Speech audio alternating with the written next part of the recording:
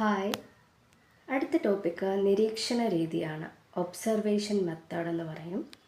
ഇതെന്ന് പറയുന്നത് ഒരു വ്യക്തിയുടെ സ്വഭാവത്തിനെ തത്സമയം തന്നെ നേരിട്ട് നിരീക്ഷിക്കുന്ന രീതിയാണ്. അതായത് ഒരാളുടെ ബിഹേവിയർ നമുക്ക് ലൈവായിട്ട് ഒബ്സർവ് ചെയ്യാൻ പറ്റും.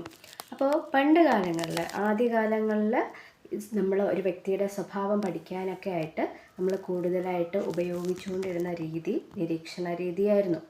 ഓക്കെ, അപ്പോൾ നമ്മൾക്കിപ്പം ഇത് രണ്ടായിട്ട് തരംതിരിച്ചിട്ടുണ്ട്. അതായത് പരോക്ഷ നിരീക്ഷണമെന്നും ഭാഗഭാഗിത്വ നിരീക്ഷണമെന്നും. ഇതിൽ പരോക്ഷ നിരീക്ഷണം എന്ന് പറഞ്ഞു കഴിഞ്ഞാൽ അല്ലെങ്കിൽ ഇൻഡയറക്റ്റ് ഒബ്സർവേഷൻ എന്ന് പറഞ്ഞു കഴിഞ്ഞാൽ ഫോർ എക്സാമ്പിൾ നമ്മൾ നോക്കുമ്പോൾ നമ്മുടെ ക്ലാസ് റൂമിൽ നമുക്കൊരു എക്സാം ഹാളിൽ അല്ലേ, നമ്മളെല്ലാവരും ഇരുന്ന് എക്സാം എഴുതുന്നു.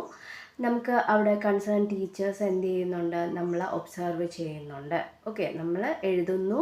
അപ്പം നമ്മൾ പോലും അറിയാതെ ആയിരിക്കും നമ്മൾ എന്തൊക്കെയാണ് ചെയ്യുന്നതെന്നുള്ളത് ഒബ്സർവ് ചെയ്യുന്നത്. അത് നമുക്ക് എക്സാമ്പിളായിട്ട് പരോക്ഷ നിരീക്ഷണത്തിൽ നമുക്ക് പറയാൻ പറ്റും.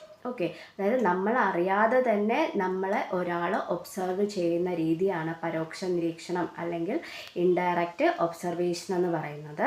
അതേസമയം ഭാഗഭാഗിത്വ നിരീക്ഷണം അല്ലെങ്കിൽ പാർട്ടിസിപ്പൻ്റ് ഒബ്സർവേഷൻ, ഇത് എന്ന് പറയുമ്പോൾ എന്താണ്, നമ്മൾക്ക് അറിയാൻ പറ്റും അല്ലേ, നമ്മൾ ഒരാളെ ഒബ്സർവ് ചെയ്യുകയാണ് എന്നുള്ളത് നമുക്ക് വളരെ ക്ലിയർ ആയിട്ട് അറിയാൻ പറ്റും. അതായത് നമ്മൾ അറിഞ്ഞുകൊണ്ട് തന്നെയായിരിക്കും നമ്മൾ ഒരാളെ നിരീക്ഷിക്കുന്നത്. ഇപ്പോൾ ക്ലാസ് റൂമിലെ ക്യാമറയുള്ള ക്ലാസ് റൂമുകൾ ഉണ്ടായിരിക്കും. അപ്പോൾ നമുക്കറിയാമല്ലോ, നമ്മുടെ ക്ലാസ് റൂമിനകത്തുള്ള ക്യാമറയിൽ കൂടെ നമ്മുടെ ആക്ടിവിറ്റീസും നമ്മൾ എന്തൊക്കെയാണ് കാര്യങ്ങൾ ചെയ്യുന്നതെന്നുള്ളത് വേറൊരു വ്യക്തി അവിടെ ഇരുന്ന് ഒബ്സർവ് ചെയ്യുന്നത് നമുക്കറിയാം അല്ലേ. അപ്പം നമ്മുടെ അറിവോടുകൂടി നമ്മൾ ഒബ്സർവ് ചെയ്യുന്നതിനെയാണ് എന്ത് പറയുന്നത്, ഭാഗഭാഗിത്വ നിരീക്ഷണം അല്ലെങ്കിൽ പാർട്ടിസിപ്പൻ്റ് ഒബ്സർവേഷൻ എന്ന് പറയുന്നത്.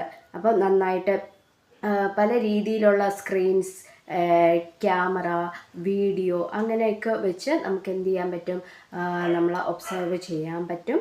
നമുക്ക് വസ്തുനിഷ്ഠമായിട്ടുള്ള സമീപനത്തിലും വേഗത്തിലും കൃത്യമായിട്ടുള്ള കാര്യങ്ങൾ നമുക്ക് എന്ത് ചെയ്യാൻ പറ്റും, ഈ വീഡിയോ, ഓഡിയോ ആ രീതിയിലൊക്കെ നമുക്ക് കണക്ട് ചെയ്ത് കഴിഞ്ഞ് കഴിഞ്ഞാൽ നമുക്ക് ആ ഒബ്സർവേഷൻ കറക്റ്റാണ് എന്ന് നമുക്ക് മനസ്സിലാക്കിയെടുക്കാൻ പറ്റും. Thank you.